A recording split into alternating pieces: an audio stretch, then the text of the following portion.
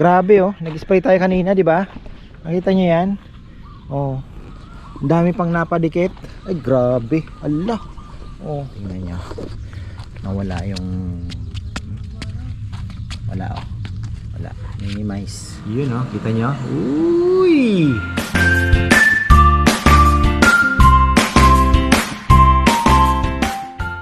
Ayan na, isang magandang buhay mga ka-farmer. Tayo po ay naubusan na ng Catcher Pro. Ayan, sinagad ko na dito. Ayan oh. Marami pa rin. Madami pa rin. Pagka may budget 700 din kasi napakamahal. Uy, talaga naman oh. Pero ang ganda. Tingnan nyo naman, ang dami pong napatay oh. Talagang titirahin yung ating. Nakalagay yung mga Ay, hindi ko alam. Kaya ate mo. Ha? Wala naman akong alam sa bukas na. Oo.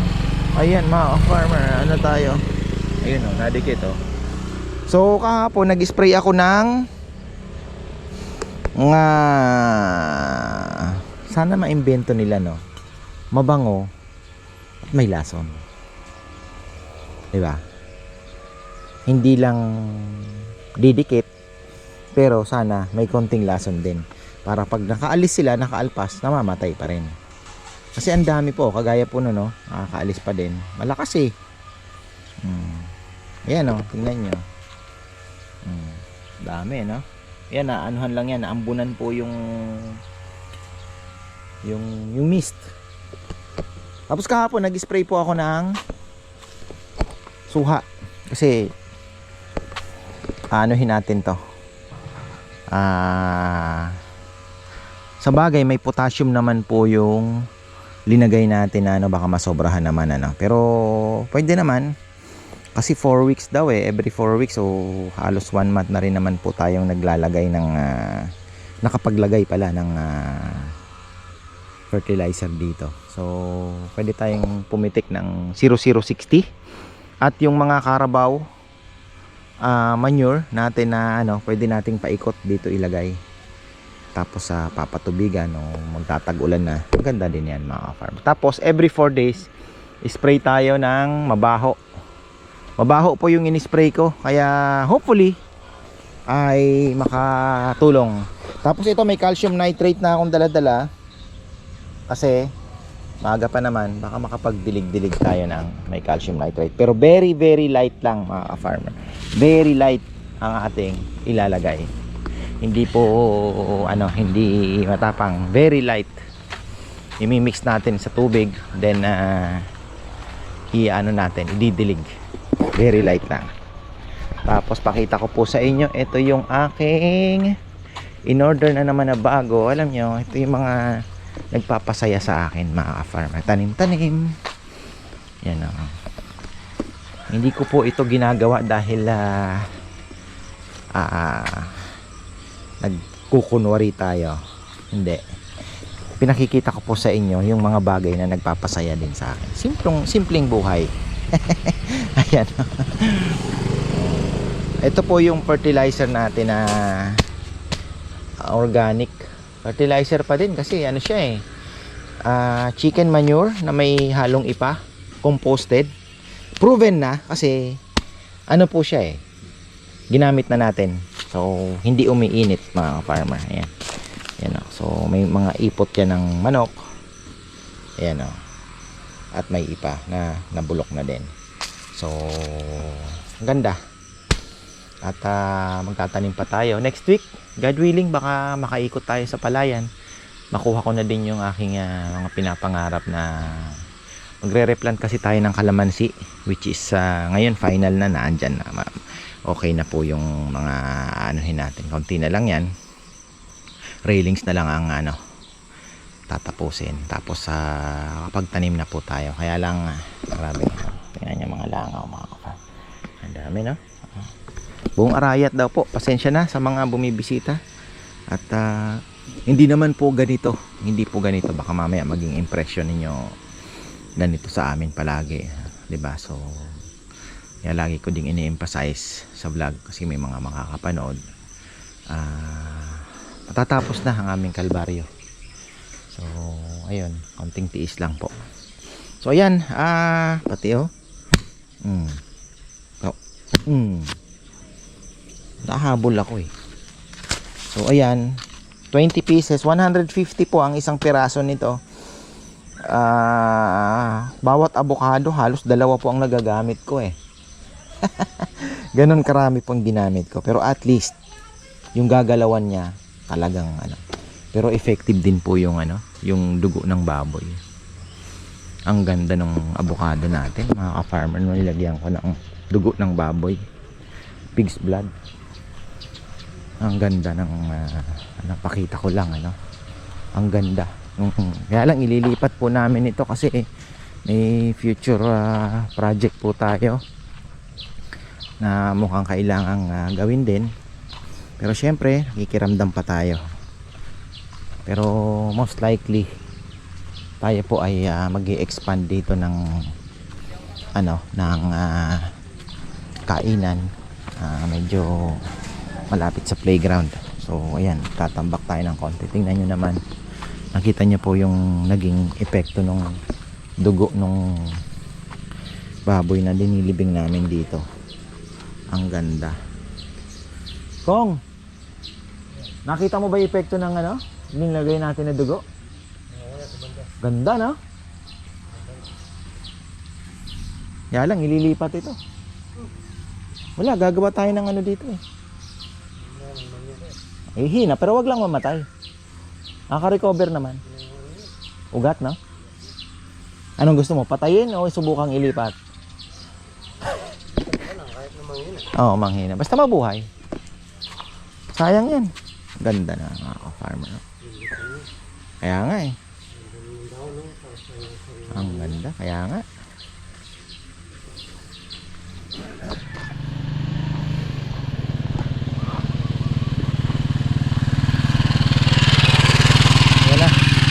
Balikan natin. Naririnig ko kumukulog ng malakas. Sabi ko uulan yata. Inaalala ko yung fertilizer kung gagawin. Kaya lang mga ka-farmer, mukhang hindi uulan. Lumihis. Ayan oh. So ano tayo? Timpla. Timpla tayo. Tayo magdidilig ng counting fertilizer. Calcium nitrate. Medyo ano lang, medyo ano lang, light. Yan o, mga papaya natin. Wala pa tong abono, hindi pa po nakakatikim ng abono to. Grabe oh, nag-spray tayo kanina, di ba? Nakita niyo yan? Oh. Ang dami pang napadikit. Ay grabe, Allah. Oh. Yung mga lumilipad pa, talaga naman. Grabe. Farmer, siguro mga ang kailangan nating kahit 4 siguro mapupuno pa. Nandito pa sila. Grabe. I can't imagine. Blessing po talaga mga farmer. Grabe po ang ano natin ngayon sa lechon. Sabado linggo medyo maganda. Ayun. Ayos naman. At yung benta may pambayad tayo kay Papa Yam. Marami po tayong utang kay Papa Yam. So ayun, teka, hanap tayo ng baso. Magdidilig pala kami ng halaman. Ako sana. Kaya lang susunduin pala sinaan sa dao. Ayan mga ka-farmer. So ano na lang, bukas na lang natin ituloy. Bukas ko na lang po itutuloy yung vlog. Tabi na natin ito at baka mabasa naman. Bubudbud ko na lang sana. Sabi ko ulan naman, malulusaw. Konti-konti lang. Pero mas maganda pa rin talaga yung lulusawin mo sa tubig. Tapos ididilig mo. Basta light lang, baka masobrahan naman. So ayun po mga farmer. Mga isang dakot, isang timba. Pwede na yun. Hindi na yun. Tapos paikot mo lang, didilig dito. Tataba po yan. Kaya lang kulang po sa sunlight. Hindi po siya naiarawan gaano. Nakita nyo, iba itsura. Hindi po, ayun o, tingnan nyo. Yan po ang itsura ng papayang hindi full sun. Tingnan nyo, tabingi. Hinahabol niya eh. Kaya most likely tatangkad po ito compare po yung mga naandoon. Yan ang aking sa tingin ko, tatangkad po siya compare doon sa naaarawan ng buong araw halos. So ayun, didiligin ko pa rin naman pa sana yung yung suha natin ng calcium nitrate. Lagyan din natin atobi, di ba? Para tingnan natin kung mabubuhay natin mabubuo natin yung mga bunga. Yan ang goal natin ngayon. Makapagpabunga ng suha na walang mga tusok-tusok. Yan, i-sprayhan natin ang top kill. Top kill. Etong ang mangga na to, di ba yung maliliit, tinutusok din yan. Pero ito ngayong pahinog na, manibalang na, tinutusok din. Kaya nabubulok. Ayan po mga ka-farmer, tingnan nyo. Oh. Grabe ah. Tingnan nyo. Oh. Ayan. Matindi. Si Papa Yam nagdilig pa. Wala daw, hindi daw bubuhos ang ulan. Meteorologist na to ngayon eh. Dahil libangan niya yan. Ayan, oh, di ba?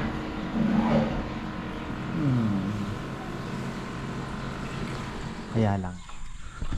Ayan, mga farmer, tuloy natin yung vlog. Silipin lang natin yung doon tayo mag-ending. Pakita ko po sa inyo yung naripat ko na yung aking mga Phalaenopsis ba yun? Pals, tawag nila, no? Na orchids na bawal mainitan, bawal maarawan. Makita natin itong effective yung top kill. Kaya lang talagang naka-atake na yung mga shoot borer bago tayo nakapag-spray, nakapaglagay ng trap. Ayan o, tingnan nyo, nawala yung wala minimize. Talagang magaling pala yung top kill, pati nawala kung nawala yung mga fruit fly. Ito magdamo-damo na kaya muna tayo. Daming damon eh. Ha? Oo. Tapos mamaya magre-replant tayo ng ito din pinusok din to. Ha? Marami nga. Kalaban talaga na eh. Basta't nalungkot, matik, merong tumusok.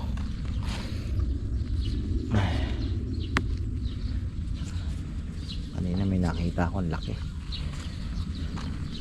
Uod na. Magiging fruit fly na naman yan. Pero maganda, wala na po yung ating white flies. Ayun, may konti. Siguro hindi ito tinamaan. Pero yung iba, nawala. Ayan. Ang bilis ng damo. Ang bilis ng damo ko nga. Pakiusapan yung damo na wag mo nang oo. Dami Diraw, kaya ko yan. Ha? Diraw. Wag. Maapektuhan yung papaya, napaka-sensitive sa clear out. Maamoy lang ng konti, nalulungkot sila. Mabilisan lang na marami na ako narinis dyan. Ha? Wala ako nakita pa yan. Ha? Hindi ko muna, huwag ka muna dyan. Hindi, kasi kung kailangan ka, di ako yung ginagawa. Pero di, kung kailangan ka doon, di doon ka muna. Pero pagka medyo maluwag na sila, di tawid ka ulit dito. Kailangan din natin i-maintain yung mga tanim. Yung Chico nagsanga na. Ay nag-recover na, no. Makopa okay na. Oh. Mamaw siya.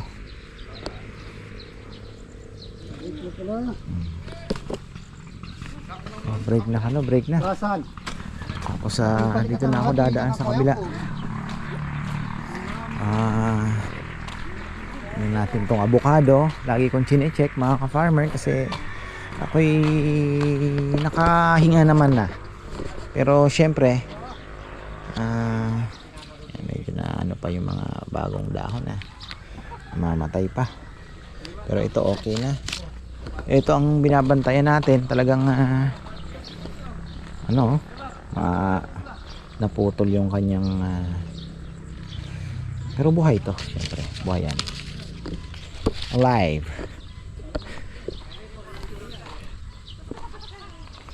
Ito okay na yan. Uy, huwag kang mamamatay. Okay na mga abokado natin. Konting panahon pa at gaganda na yan. Talbos ng kamote, makakakuha tayo. Meron tayong mga piprituhin si Papa Yam dyan na kukuha ko. Yan, ang ganda. Hindi na nga ako bumili kasi sabi ko meron naman ako, kaya lang pang tanim pala wala. Masarap din kasi yung yung green. Ito pang sabaw eh. Ayan naputol na rin ni Kongkong yung dito.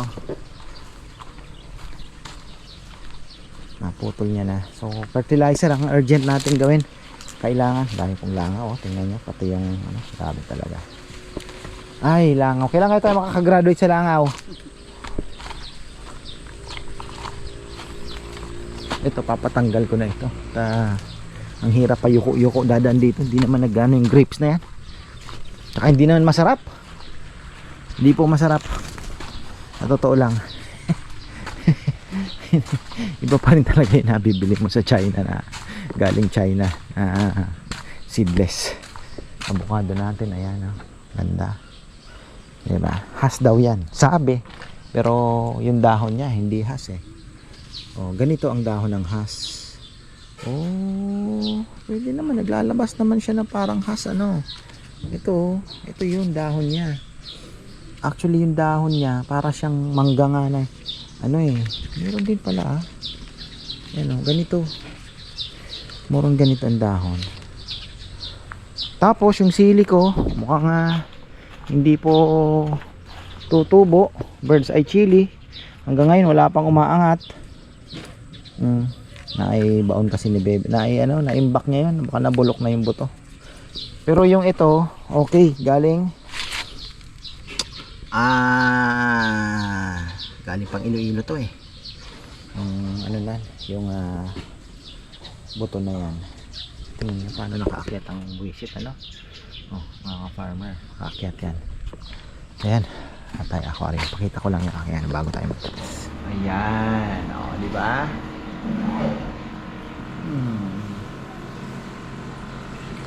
Kaya lang marami pong nadisgrasya talaga dahil hindi pa natin alam alagaan to at nangangapa pa. Pinagugupit ko na po yung mga yung mga nasira. Sana makarecover. Ayan. Update sa arwana. Ayan po yung arwana natin. Pailawan natin para makita niya po kung gaano nakapula.